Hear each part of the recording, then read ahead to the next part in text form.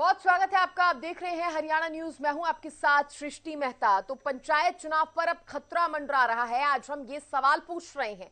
दरअसल हरियाणा में पंचायत चुनाव का मुद्दा अब सुप्रीम कोर्ट तक पहुंच गया है।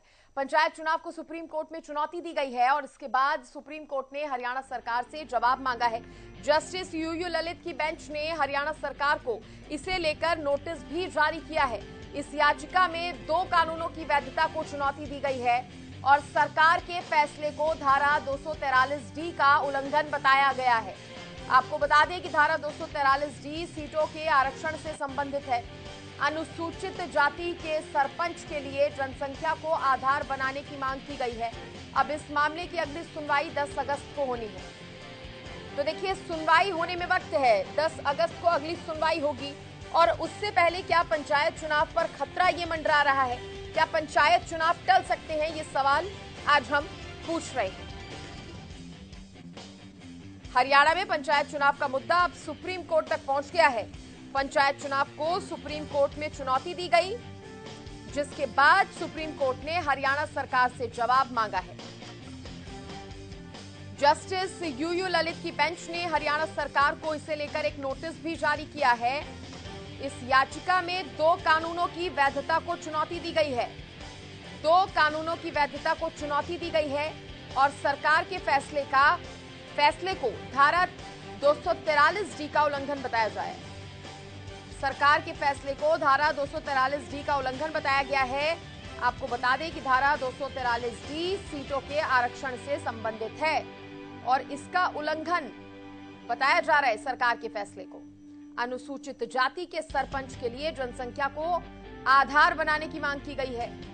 अब इस मामले की अगली सुनवाई 10 अगस्त को होगी, लेकिन उससे पहले सरकार के फैसले को धारा 243 डी का उल्लंघन बताया गया है। यह मामला सुप्रीम कोर्ट तक जा पहुंचा है।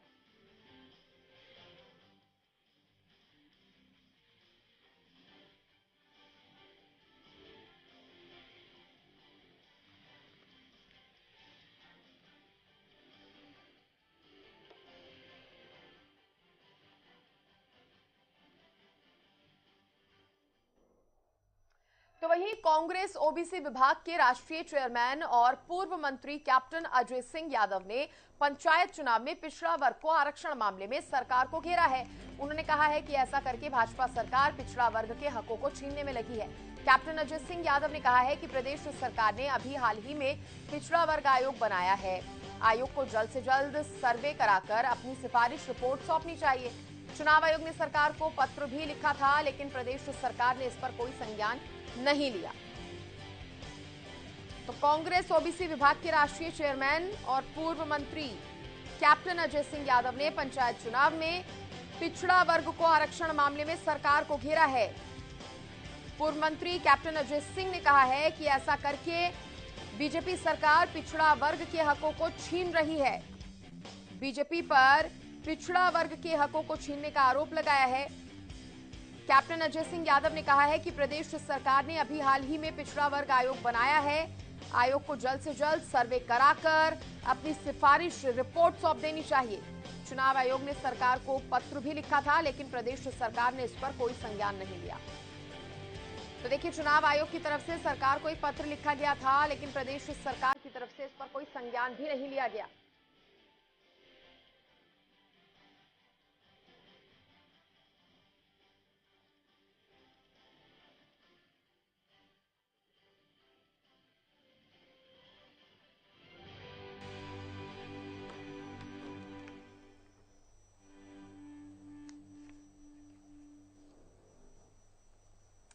इसी पर ज्यादा बातचीत करने के लिए मेरे साथ खास मेहमान जुड़ गए हैं। सबसे पहले उनका परिचय आपसे करवा दूं। मेरे साथ वेद प्रकाश विद्रोही जी जुड़े हैं, ये प्रवक्ता हैं कांग्रेस के। मेरे साथ विदु रावल जी जुड़ गए हैं, ये प्रवक्ता हैं बीजेपी के। और मेरे साथ तमाम अन्य मेहमान भी यहाँ पर जुड़ेंगे, उनसे भी मैं आपका परिचय करवाऊंगी। लेकिन सबसे पहले मैं विद्रोही साहब से सवाल लेना चाहूंगी। विद्रोही साहब, आप सरकार पर आरोप लगा रहे हैं पिछड़ा वर्ग के हकों को छीनने का काम कर रही है सरकार। सृष्टि जी, आरोप गलत नहीं है। सरकार दावा करती है कि हमने पिछड़े वर्ग के मंत्री बना दिए, वो बना दिया, पर उसका हर काम पिछड़ा विरोधी है। पहले हरियाणा सरकार ने पिछड़े वर्ग की क्रीमी लेयर 8 लाख से 6 लाख की, सुप्रीम कोर्ट की गाइडलाइन की अवहेलना कर कृषि आय को क्रीम लेयर में शामिल करने का नियम बनाया। की अवहेलना कर जो के द्वितीय श्रेणी के डायरेक्ट कर्मचारी लगते हैं, उनके बच्चों को आरक्षण से वंचित किया। हरियाणा के अंदर जो अगड़ा वर्ग है उसके ईडब्ल्यूएस आरक्षण की आय सीमा 8 लाख रुपए और पिछड़े वर्ग के आरक्षण की सीमा 6 लाख रुपए। हाँ। हरियाणा सरकार ने पिछड़ा वर्ग आयोग बनाया 5 सदस्यीय, नाम है पिछड़ा वर्ग आयोग, पर पिछड़े वर्ग का आयोग का 1 सदस्य है और 4 सदस्य अगड़े आयोग का है। अब ये पता नहीं अगड़ा आयोग है या पिछड़ा आयोग है। कैप्टन अजय यादव ने ठीक सवाल उठाया। चुनाव आयोग जो हरियाणा चुनाव आयोग है उसने बार बार लिखा कि पिछड़े वर्ग का सर्वे करवाकर उनकी जातिगत संख्या कितनी है, कौन सी सीटें रिजर्व करनी है, इस पर हमें रिपोर्ट दो। पर हरियाणा सरकार ने जानबूझकर पिछले 3 सालों से हरियाणा पिछड़ा वर्ग आयोग का गठन नहीं किया। जो पिछड़े वर्ग का आयोग जो पहले बना था उसका कार्यकाल खत्म हुए 3 साल से ज्यादा समय हो गया। अगर सरकार को क्या मालूम नहीं था कि जो पिछड़ा वर्ग आयोग के अगर आप गठन नहीं करोगे तो ये समस्याएं आएंगी। अब सरकार ने ये जानबूझकर नहीं किया, क्योंकि पंचायतों के अंदर जो सबसे बड़ा एक किस्म से गांव की सरकार है, जिसमें 71,741 पदों के चुनाव होने हैं, जिसमें 411 जिला परिषद के चुनाव हैं, जिसमें 6,228 सरपंचों के चुनाव हैं, जिसमें 3,080 ब्लॉक लेकिन विद्रोही साहब, आपने आरोप तो लगाए कि सरकार ने क्या क्या नहीं किया। मंशा क्या है इसके पीछे की सरकार की? सरकार पिछड़ा वर्ग विरोधी है। ये संघी जो मनुवाद की व्यवस्था है वो तो पिछड़े वर्ग को सूत्र बनाए रखना चाहती है। ये जबान पर तो कहते हैं कि हम पिछड़े वर्ग को अधिकार दे रहे हैं, पिछड़े वर्ग को सशक्तिकरण कर रहे हैं, पर इनका हर काम पिछड़ा वर्ग विरोधी है। ये जो आरक्षण देते हैं उस आरक्षण के अंदर जो पिछड़े वर्ग के बच्चे मेरिट के आधार पर भर्ती होते थे, पहले उनको मेरिट के आधार पर सामान्य वर्ग के अंदर लिया जाता था और बाद में कट ऑफ लिस्ट जो बनती थी वो पिछड़ों की बनती थी। पर इन्होंने तो उल्टा कर दिया। अब पिछड़े वर्ग की कट ऑफ लिस्ट मान लो 147 नंबर है तो और अगले वर्ग की 130 है, तो 130 वर्ग का भी चयन हो जाएगा और 147 से 130 के बीच में जो पिछड़े वर्ग के लोग नंबर लिए हैं वो नौकरियों में चयन नहीं होंगे। उल्टी दंगा बहा रहे हैं, मनमाने कानून की व्याख्या कर रहे हैं। ठीक है विद्रोही साहब, ठीक है। प्रोफेसर विदु रावल, पिछड़ा विरोधी है सरकार? जी,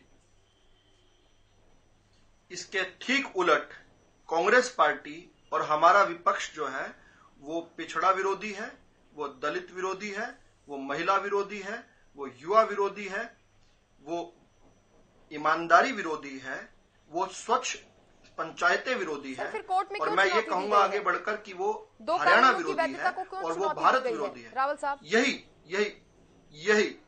यही आपने बिल्कुल सही सवाल अब पूछा। दरअसल मैं एक डिबेट में कल याचिकर्ता के वकील दीपकरण, जो अपने दीपकरण दलाल हैं, सन ऑफ करण दलाल, उनके साथ कल एक डिबेट में था। वो आ गए थे एक डिबेट में। और वो कौन है? वो कांग्रेस के पूर्व विधायक और कांग्रेस के वरिष्ठ नेता करण दलाल के बेटे हैं। वो अड़चन पैदा कर रहे हैं कि किसी भी कारण से हरियाणा के अंदर चुनाव टल जाएं, हर प्रकार से एन केन प्रकरण चुनाव टल जाएं, क्योंकि चुनाव में जो है जिसने कांग्रेस का नाम भी कभी लिया होगा उन लोगों के साथ उनका कितना सुपड़ा साफ होने वाला है। कांग्रेस खुद तो चुनाव नहीं लड़ेगी, लेकिन जो कांग्रेस के नेताओं के भी बैनर और पोस्टर लगाने वाले लोग हैं उनका भी गांव में किस प्रकार से विरोध है और किस प्रकार से जनता उनको सबक सिखाने के लिए तैयार बैठी है।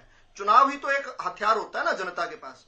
वो किसी तरह से टल जाए, उन लोगों का दबाव है कांग्रेस पार्टी पर। और ये अपने नेताओं के छोरों से किस प्रकार से एक के बाद एक उल जलूल याचिकाएं डलवा रहे हैं। और इन्हीं याचिकाओं के कारण जो है 1.5 साल पहले चुनाव लटके रहे, अब दोबारा इन्होंने पूरा प्रयास कर लिया, जब एक नोटिफिकेशन आ गई, हरियाणा सरकार ने कह दिया, चुनाव आयोग से निवेदन कर लिया कि 30 सितंबर से पहले पहले हरियाणा को उसके गांव की जो सरकार है, जिसको वंचित किया हुआ विपक्षियों के कुत्सित प्रयासों से, वो बन जाए। तो ये उल जलूल इस प्रकार के आरोप लगाकर एक चाहते हैं कि डिलेइंग टैक्टिक्स हो, और ये चाहते हैं कि किसी प्रकार से चुनाव टल जाए। उल जलूल ऐसे हुआ, उल जलूल ऐसे हुआ। सुनिए, मैं बता रहा हूँ, आपने डी का उल्लंघन बता रहे हैं। अरे धारा ही तो बताई ना, धारा का गलत रिप्रेजेंटेशन। सुनिए, वो तो कुछ ही बताएंगे। Article 243G of Indian constitution कहता है कि जो पंचायतें हैं उनको पावर, अथॉरिटी और रिस्पॉन्सिबिलिटी दी जाएगी उन प्रोविजंस ऑफ कॉन्स्टिट्यूशन के जिसमें लेजिस्लेटर जो होगा स्टेट का, वो ऐसे लॉ इनेक्ट करेगा जिसमें पंचायतों को वो पावर दी जाएगी। अब जो लोग यहाँ पर मेरे से बोलने से पहले लंबा लंबा भाषण दे गए, उनसे आपने ये सवाल नहीं पूछा, उनसे आपने उल्टा मुझसे जो सवाल पूछना था उनसे पूछा मंशा का। वो मंशा कैसी बताएंगे? शेर के बारे में शिकारी से पूछोगे तो क्या बताएगा? तो उन्होंने ये क्या कहा, उन्होंने मंशा के बारे में एक लंबा लेक्चर दे दिया। अब मैं मंशा बताऊं, आज तक हरियाणा 1966 से आज तक पिछड़े वर्ग को क्यों आरक्षण नहीं दिया? हमने आकर दिया आरक्षण, और उस आरक्षण को क्यों इनके बच्चे जो हैं जाकर, इन नेताओं के बच्चे जाकर क्यों रोक लगाए खड़े हैं? हमने पहली बार जो है पंचायतों के अंदर BCA को आरक्षण दिया, उसके खिलाफ ये कोर्ट में चले गए, और 10 मई 2022 का जो कोर्ट का जो आदेश है, वो आदेश जो है ये पिछड़ों के खिलाफ लेकर आए हैं। कौन लेकर आए? ये दीपकरण साहब, दीपकरण दलाल। कौन है ये दीपकरण दलाल? ये करण दलाल के बेटे हैं, और करण दलाल के बेटे होने के अलावा कांग्रेस के टिकटार्थी हैं। अभी जेवर से टिकट मांग रहे थे, बड़े बड़े होर्डिंग पोस्टर देखे होंगे आपने। ये तो हर प्रकार से हरियाणा के गांवों को वंचित करना चाहते हैं कि सरकारें न मिले। दूसरा, हरियाणा की सरकार की एक शानदार पहल, जिसका आपको मैं अभी नोट करवा रहा हूं सृष्टि जी, इतिहास बनने वाला है। हमने जब सबसे पहले पढ़ी लिखी पंचायतें बनाई थी, उसका भी इन्होंने विरोध किया था, शिक्षा विरोधी है ना। हमने उसके बाद जब हमने कोर्टों में जाकर लड़ाइयां जीत के हमने जब वो लागू किया, आज बहुत सारे प्रांतों ने उसका अनुकरण किया है। इसी प्रकार से पिछड़ों के लिए जो हम ऐतिहासिक तौर पर आरक्षण लेकर आए हैं पंचायतों में, उनको रिप्रेजेंटेशन मिले। हम महिलाओं के लिए रिप्रेजेंटेशन लेकर आए हैं। हरियाणा देश का पहला राज्य बना जिसने कहा है कि 50% आबादी को 50% रिप्रेजेंटेशन मिलना चाहिए। यह इतिहास बना रहे हैं हम, और ये हमारे खिलाफ जाकर कोर्टों में अपने लड़कों को और छद्म वकीलों को खड़ा करके छद्म याचिकाएं डलवाकर डिलेइंग टैक्टिक्स कर रहे हैं, क्योंकि मुंह की खाएंगे। सुप्रीम कोर्ट तक मामला पहुंच गया है, और अगर याचिकाकर्ता के तर्कों में कोई मजबूती ही नहीं होती तो सुप्रीम कोर्ट पे पहुंचाया गया है। नहीं, लेकिन क्या सुप्रीम कोर्ट सुनवाई करता है? अरे नहीं, अगली तारीख प्रोसेस होता है। नहीं, सुनिए सृष्टि जी, ये तो दोनों तरफ की बात होगी ना। I will eat the cake and have it too, ऐसा नहीं हो सकता ना। जिन याचिकाओं को सुप्रीम कोर्ट ने खारिज कर दिया, आज माँ और बेटा के खिलाफ माँ और बेटा ने जो याचिका डाली थी कि हमारे खिलाफ जांच ना करो, उन याचिकाओं को नीचे से लेकर ऊपर 3 कोर्टों ने खारिज कर दिया। ईडी के अंदर जांच चल रही है और ये प्रदर्शन कर रहे हैं। आज उसी कोर्ट का आप हवाला दे रहे हैं। कोर्ट का एक प्रोसेस होता है। आपके अभी पैनल पर एक कोर्ट की वकील आने वाली हैं, उनसे पूछिएगा, जब भी कोर्ट के अंदर कोई याचिकाकर्ता जाता है तो सरकार को नोटिस देकर जवाब मांगा जाता है। वो जवाब मांगना एक प्रोसेस है, लेकिन एक याचिका नहीं डली हुई है। मेन बात करने की है, 13 याचिका डली हुई है। हाँ। एक याचिका डली हुई है कि भाजपा सरकार ने जो पिछड़ा वर्ग को जो हमने आरक्षण दिया, ऐतिहासिक आरक्षण दिया है, उसके विरुद्ध डली हुई है एक याचिका, जिसकी 29 तारीख को सुनवाई है। हाँ। एक याचिका डली हुई है जो हमने दलितों को कहा है कि जिनके 10% से अधिक संख्या वाली जो है उनका अनुपात बढ़े, SC समाज को, वो उसके खिलाफ एक याचिका डली हुई है, उसकी 11 अगस्त को सुनवाई है। इसी प्रकार से हमने 50% महिलाओं को आरक्षण दिया है। सृष्टि जी, आप भी एक महिला हैं, महिलाओं को 50% हमने रिप्रेजेंटेशन देने का कानून बनाया, उसके विरुद्ध भी ये चले गए कोर्ट में। खुद कुछ किया नहीं, हमारे काम में निका चुनी निकालते हैं, किस प्रकार से प्रयास करते हैं चांद में भी दाग ढूंढने का। इतने दलित प्रिय होते, इतना पिछड़ा प्रिय होते, तो जो कानून हमने बनाए, हमने कब बनाए सृष्टि जी, ध्यान से सुनने की बात है। मेरा सवाल लेकर जाइएगा इनके पास। हाँ। इतने जितना बड़ा भाषण दिया, इसका थोड़ा लेश मात्र तो तब एक्ट करते। 48 साल में से अधिक साल जो है 2014 से पहले आपका शासन रहा, 30 साल तक हरियाणा पर राज कर गए। आज तक दलित की याद नहीं आई, आज तक पिछड़े की याद नहीं आई, और हम कर रहे हैं तो हमारे काम में निकता चुनी निकाल रहे हैं। यह किस प्रकार का दोहरा रूप है, यह किस प्रकार का दोगलापन है, इसको स्पष्ट कीजिए यहाँ पर। और हरियाणा की जनता नहीं करेगी ये बात, हरियाणा की जनता माफ नहीं करेगी बिल्कुल भी। ठीक है विद्रोही साहब, चुनाव टालने का प्रयास कर रहे हैं आप, आरोप लगाया गया है। सृष्टि जी, भाजपा झूठ की मशीन है, झूठ पर झूठ बोलते हैं और बेसब्री से बोलते हैं। इन्होंने कहा कि पिछड़े वर्ग को हमने आरक्षण दिया। एक झूठ बता देना। आप सुन तो लीजिए, मैं बताने लग रहा हूँ, आप सुनते जाइए, मैं एक एक करके बताऊंगा आपको। मैं नोट कर रहा हूँ। पिछड़े वर्ग को हमने आरक्षण बताइए। इनको जानकारी नहीं, पंचायतों के अंदर BC-A को पहले ही आरक्षण था, कांग्रेस के जमाने में था, BC-B को नहीं था। कब था? कौन से जमाने में? कौन सा एक्ट है? कौन सा एक्ट का नाम बताओ? अरे एक्ट का नाम बताओ, एक्ट का नाम बताओ। हवाबाजी बात न करो, कुछ बिना जानकारी के बैठे हो। 1994 का जो एक्ट है, गलत कह रहे हो वेद प्रकाश जी। वेद प्रकाश जी, आप वरिष्ठ व्यक्ति हैं, झूठ बोल रहे हैं। अच्छा, मुझे एक्ट का नाम बता दो। सृष्टि जी, मैं चुप हो जाऊंगा, इस एक्ट का नाम पूछ के बता दो। या झूठ बोलकर आपके शो में जा सकते हैं, खुद झूठ बोलना और दूसरे पर झूठ बोलने का आरोप लगाना।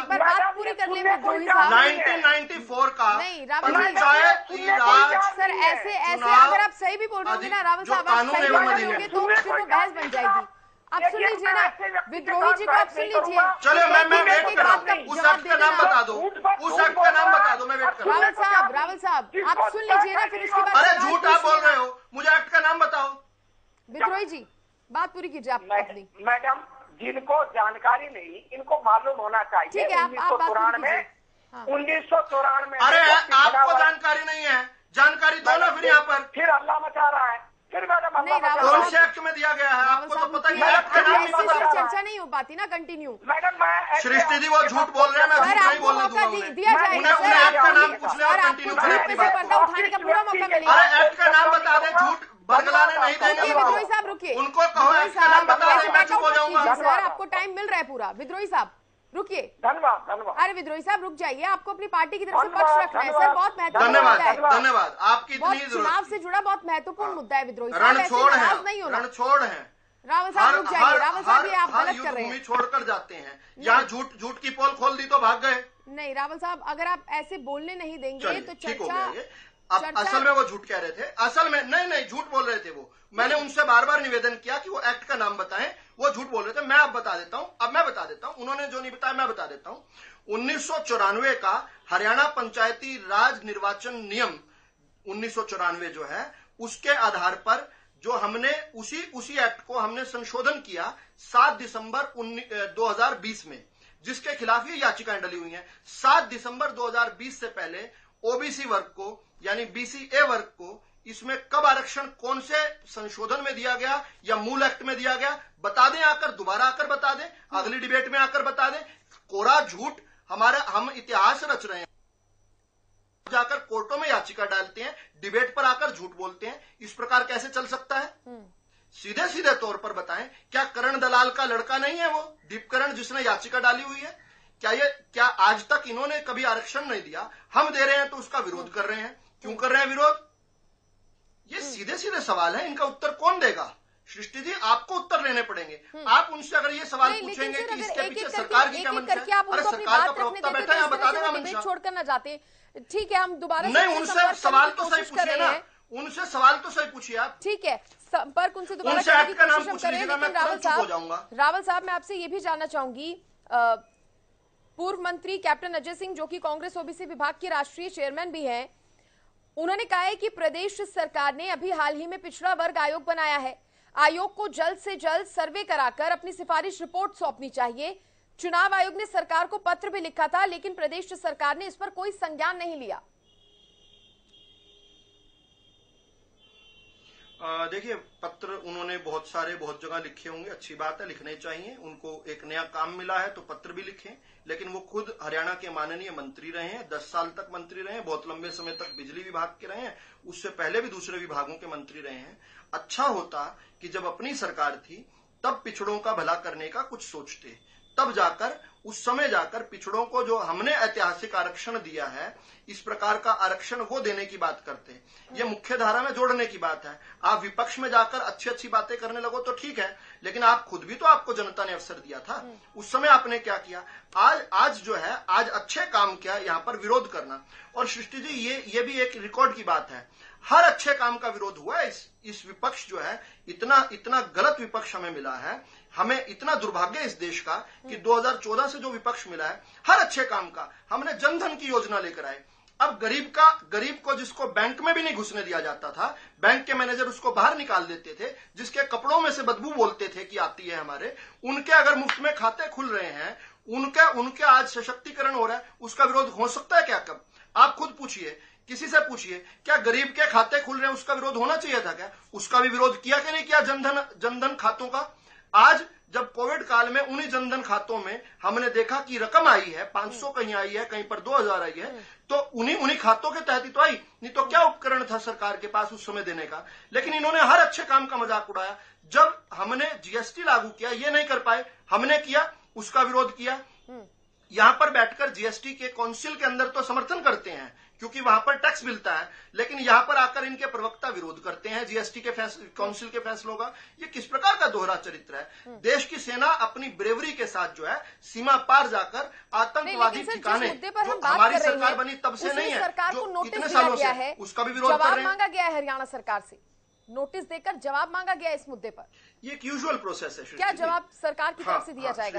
जब भी कोई बिल्कुल हमने बहुत एक थॉट ऑफ लॉ बनाया है, बहुत सोच समझकर हमारी जो लीगल टीम है उसके साथ विचार विमर्श कर संविधान के पूरे मूल भावना के अनुरूप और संविधान के प्रत्येक आर्टिकल के अनुरूप जो है, हमने एक बहुत अच्छा कानून बनाया है। ये अपने टेस्ट ऑफ टाइम को स्टैंड करेगा, ये सुप्रीम कोर्ट की स्क्रूटनी को जो है स्टैंड करेगा।